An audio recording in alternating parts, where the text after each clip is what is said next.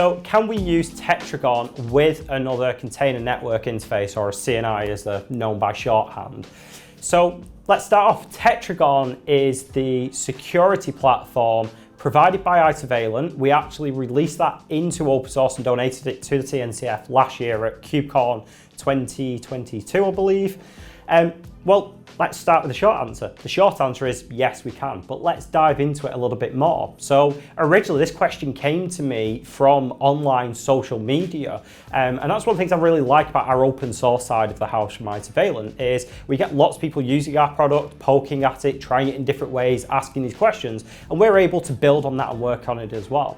So Tetragon, although falls in the same family along the sides of Cilium and Hubble, our observability platform that sits on side of Cilium, Tetragon actually sits standalone. So it still works at that eBPF powered system kernel level, capturing things like process events that go on at the kernel level using things called hooks and selectors.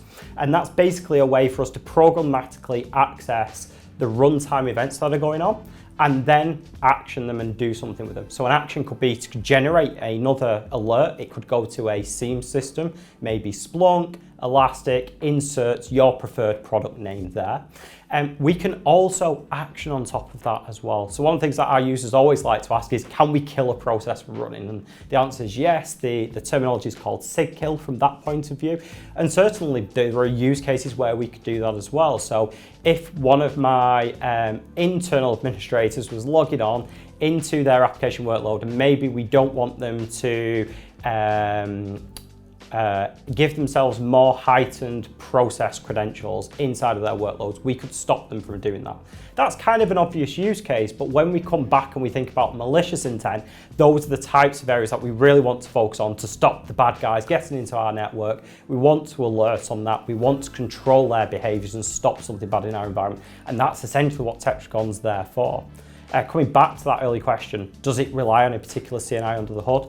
Absolutely not. We've got some content already out there at the moment which shows Tetragon working with Calico open source as well. But again, you can get that running inside of your environment.